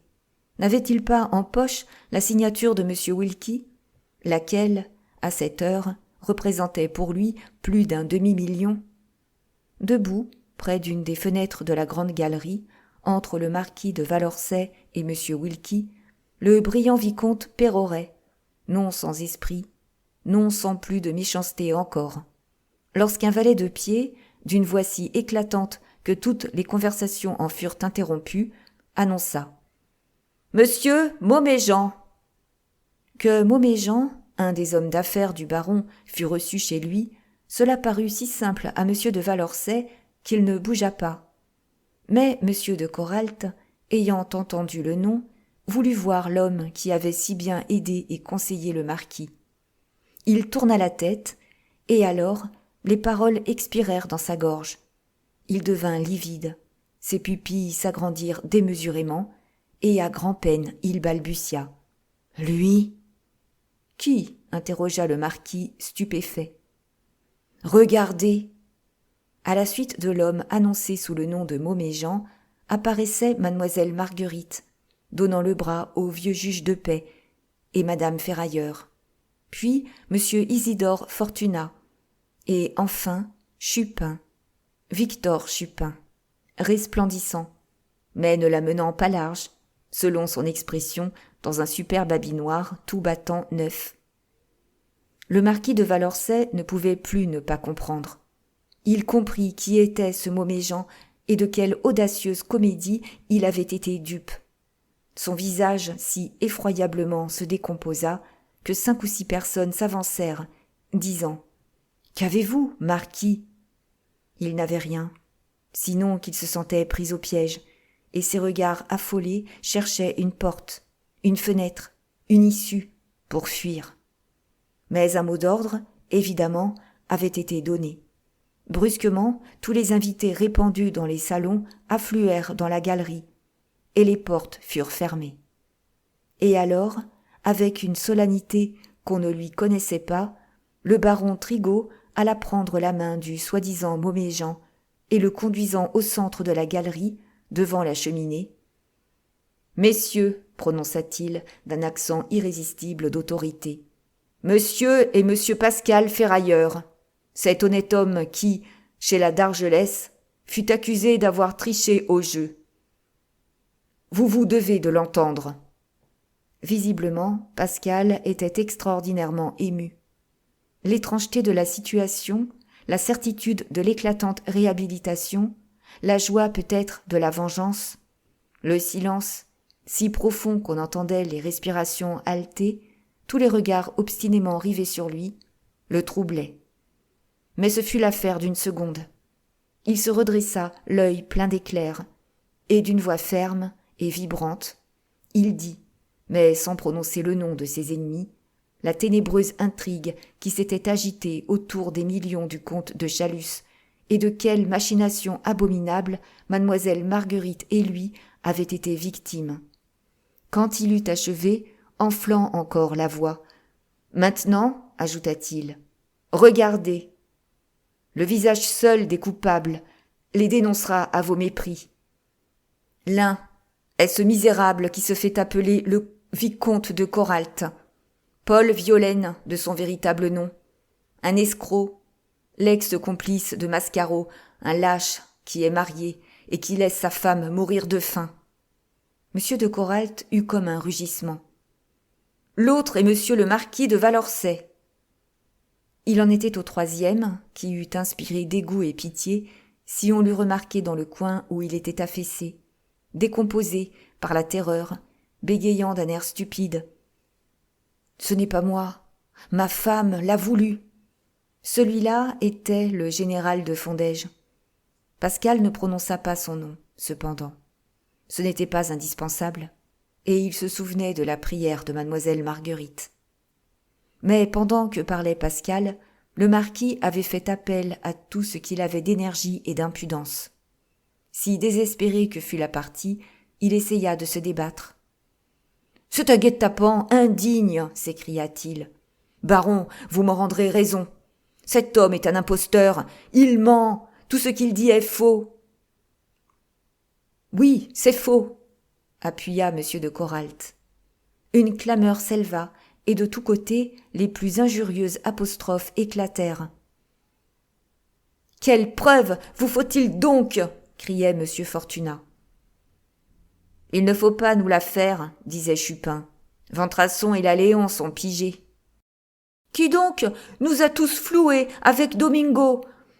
Et, plus fort que les autres, Camibet glapissait. « Sans compter que votre vente était une pure filouterie, mon très cher. » Autour de Pascal, ses anciens amis, des confrères, des membres du Conseil de l'Ordre, des magistrats qui jadis avaient aidé ses débuts, se pressaient, lui serrant les mains, l'étreignant à l'étouffer, s'accusant d'avoir pu le soupçonner, lui, l'honneur même, s'excusant sur ce temps troublé où nous vivons, où on voit faillir ceux qu'on croyait les plus purs.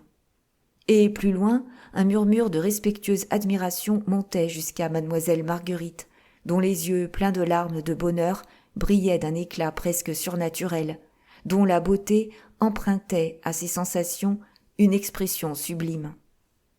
Alors, Valorcey, le misérable, sentit bien que c'était fini et qu'il était perdu. La rage, de même qu'une ivresse furieuse, envahit son cerveau, et pareil à la bête acculée qui se retourne et fait tête au chien, il se redressa, la face convulsée, l'œil sanglant, la bave à la bouche, effrayant de cynisme, de haine et d'ironie. « Eh bien, oui !» s'écria-t-il. « Oui, tout ce que vous venez d'entendre est vrai. Je sombrais. Je me suis raccroché où j'ai pu. Ce n'est pas quand on boit son dernier bouillon qu'on fait le dégoûté. J'ai joué. Si j'avais gagné, vous seriez à mes genoux. J'ai perdu. Vous me repoussez du pied. Lâche, hypocrite. Injuriez-moi, mais comptez-vous, et dites-moi combien entre vous tous, tant que vous êtes, il y en a d'assez purs pour avoir le droit de me cracher des mépris à la face. Y en a-t-il 100 ? Y en a-t-il seulement 50 ? Une tempête de huées couvrit sa voix. Dès qu'elle cessa, « Ah, la vérité vous blesse, mais très cher, reprit-il en ricanant. Montrez-vous, croyez-moi, d'une vertu moins farouche. J'étais ruiné, cela dit tout. Mais lequel de vous ne l'est pas quelque peu ? Lequel se suffit avec ses revenus et ne mange pas au sac ? Votre dernier louis venu, vous essayerez de faire ce que j'ai fait ou quelque chose de pis. Et ne dites pas non. Car, pas plus que moi, vous n'avez une conscience étroite, une ferme morale, des croyances sincères ou des aspirations généreuses. Vous poursuivez ce que j'ai poursuivi, rien de plus. Vous voulez ce que j'ai voulu, la vie à outrance, courte et bonne, enragée, enfiévrée, endiablée. Vous voulez le plaisir, le jeu, les chevaux, les filles perdues, la table toujours mise et les verres toujours pleins, toutes les jouissances du luxe, toutes les satisfactions de la vanité. Au bout de tout cela, il y a l'abîme debout. J'y suis, je vous y attends, car vous y viendrez tous, nécessairement, fatalement, et ce sera justice. Ah ah, vous ne trouvez plus mon aventure si drôle maintenant. Allons, faites-moi place, s'il vous plaît. Il s'avança, le front levé, et positivement on s'écartait, quand un domestique effaré parut, qui cria « Monsieur, monsieur le baron, la justice, elle est en bas, Elle monte. Il y a un commissaire avec son écharpe. » Du coup, l'exaltation furibonde du marquis de Valençay tomba. Il devint plus pâle, s'il est possible, et trembla sur ses jarrets comme le bœuf manqué par la masse du boucher. Puis, soudainement, une résolution désespérée se lut sur ses traits, la résolution du condamné qui, sachant qu'il ne peut éviter l'échafaud, y monte d'un pas ferme. Il s'approcha de M. Trigault et d'une voix rauque. « Me laisserez-vous arrêter chez vous, baron ?» dit-il. « Moi, un Valençay ?» On eût dit que le baron attendait ce reproche. Il entraîna le marquis et M. de Coralt, les poussa dans un petit salon au fond de la galerie et ferma la porte. Il était temps, le commissaire de police entrait. « Lequel de vous, messieurs, prononça-t-il, est le marquis de Valençay ? Lequel de vous est Paul Violaine, dit le vicomte ?» La détonation d'une arme à feu lui coupa la parole. On se précipita vers le petit salon. À terre, sur le dos, gisait le marquis de Valençay, la tête affreusement fracassée. Sa main droite serrait encore la crosse d'un revolver. Il était mort. « Et l'autre » cria-t-on. « Et l'autre » La fenêtre ouverte, un rideau arraché et attaché à la balustrade, disait comment avait fui M. de Coralt. Plus tard seulement, on connut les précautions du baron. Sur la table du salon, il avait placé d'avance 2 revolvers et 2 paquets de chacun 10 billets de 1000 francs. Le vicomte n'avait pas hésité. Chapitre 20. C'est à Saint-Étienne-du-Mont, à 2 pas de la rue d'Ulm, qu'a été célébré le mariage de Pascal Ferrailleur et de mademoiselle Marguerite de Chalus. Qui eût connu le mystère de la naissance de la mariée n'eût pas été peu stupéfait de lui voir pour témoin, avec le vieux juge de paix, le baron Trigault. Ce fut ainsi, cependant. De plus en plus maltraité par sa fille et son gendre, séparé de sa femme, devenue presque folle, encore qu'on eût réussi à sauver ses lettres, c'est près de monsieur et de madame Pascal que le baron a trouvé une famille. Il ne joue plus guère, sinon au piquet avec madame Ferrailleur, qu'il s'amuse à faire tressauter en lui criant de sa grosse voix quand elle est un peu longue à écarter. « Nous gaspillons un temps précieux !» Parfois, ils sortent ensemble, et sans doute, ils seraient bien surpris, ceux à qui on dirait où se rend, au bras du baron, la rigide bourgeoise. Elle va visiter et consoler madame veuve Gordon, autrefois Lia d'Argelès, qui a fondé près de Montrouge un ouvroir pour les pauvres filles séduites et abandonnées. La malheureuse en est encore à recevoir un souvenir de son fils. Quant à son mari, elle le suppose mort ou au fond de quelque maison centrale. C'est à elle que les Fondèges doivent souvent du pain.